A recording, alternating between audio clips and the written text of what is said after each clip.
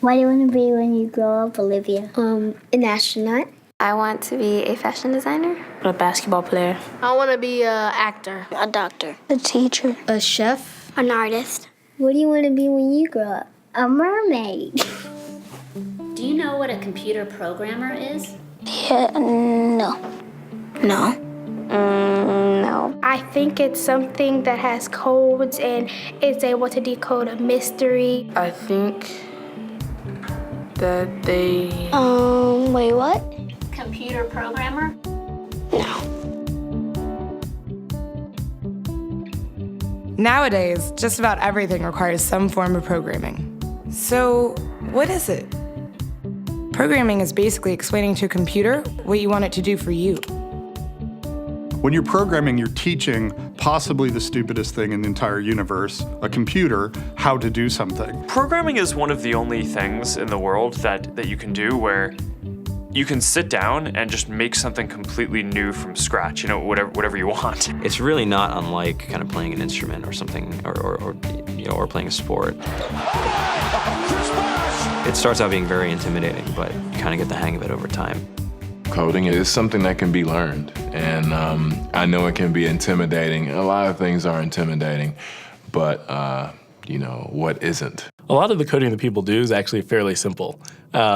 It's more about the process of breaking down problems than sort of coming up with complicated algorithms as people traditionally think about it. Well, if it's fairly simple, why aren't there more of us doing it? Over the next 10 years, there will be 1.4 million jobs in computer science, and only about 400,000 grads qualified for those jobs. That's a shortage of 1 million people. So, how do you start?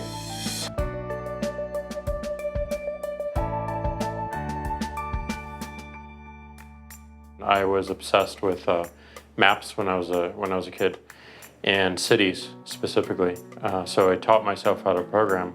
I had a very clear goal of what I wanted to do, which is to see a map of the city on my screen and play with it. Put things on the map, move things around the map. See what was happening in the city, how it worked, how it lived, how it breathed. The best early thing was actually using software to decide when the classes in my school would meet, and that put me in a position to decide which girls were in my class. The first program I wrote asked things like, what's your favorite color?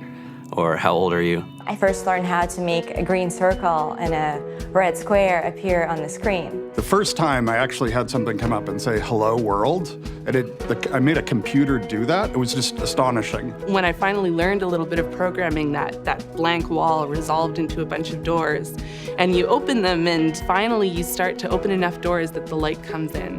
And to me, a finished program is like a structure filled with light. All the corners are illuminated. You understand the structure of it. It's a really serene feeling to have completed that.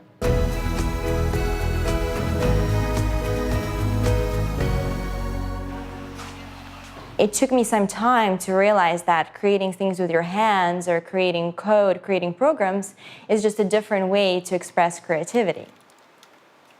I think right now there's a big emergence of the culture of making. People who make their own scarves and hats, people who write their own apps. Now it's just limited by your imagination and sort of what kinds of ideas what kind of understanding can you build into the computer so that it can do these things that were previously impossible.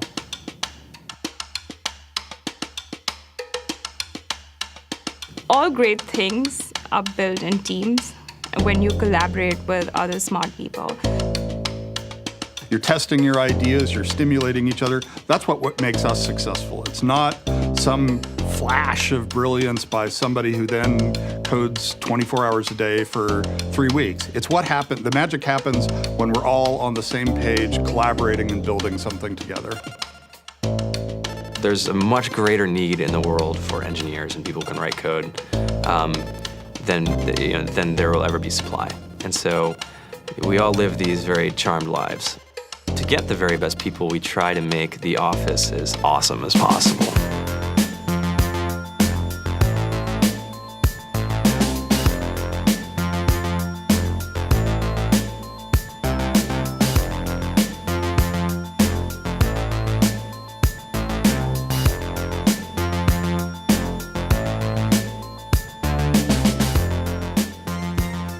We have a fantastic chef, Free food, breakfast, lunch, and dinner.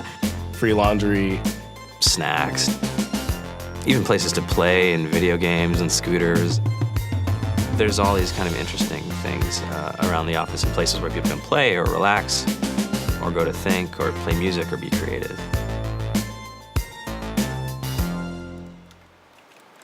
I went on the Bureau of Labor Statistics for the United States, and there's about a third of the pie that's all the things you would expect. It's, they're working in the government, they're working in typical technology jobs.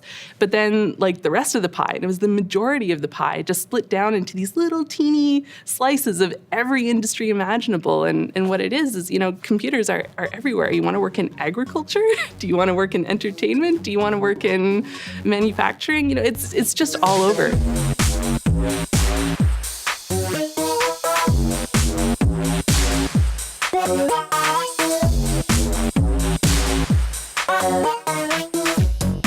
Here we are, 2013.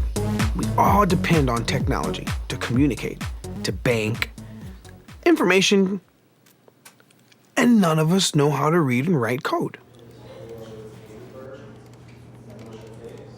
So you guys, what else? Who else has an idea of what we can change with our programming? What else can we do? Tiffany? What I saw my students take away from using Scratch and programming in our classroom is that they were willing to push through problems. It really builds critical thinking, it builds problem solving, and it's something that they can then apply to math in the classroom or their reading skills. We integrated science with this programming, and I saw my scores go up 30%. When I was in school, I was in this after-school group called the Whiz Kids. And when people found out, they laughed at me and, all these things. And I'm like, man, I don't care. I think it's cool. And, I'm learning a lot. And some of my friends have jobs. It's important for these kids. It should be mandatory to be a citizen on this planet, to read and write code.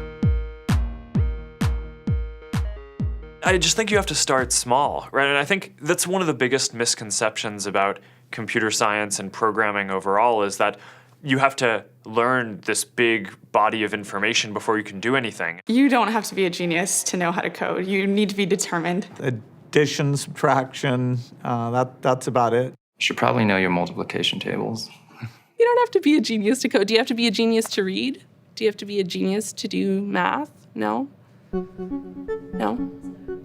I think if someone had told me that software is really about humanity, that it's really about helping people by using computer technology, it would have changed my outlook a lot earlier. Whether you're trying to make a lot of money or whether you just want to change the world, computer programming is an incredibly empowering skill to learn. To be able to actually come up with an idea and then see it in your hands and then be able to press a button and have it be in millions of people's hands. I think we're the first generation in the world that's really ever had that kind of experience. The programmers of tomorrow are the wizards of the future. You're going to look like you have magic powers compared to everybody else. I think it's amazing. I think it's the closest thing we have to a superpower. Great coders are today's rock stars. That's it.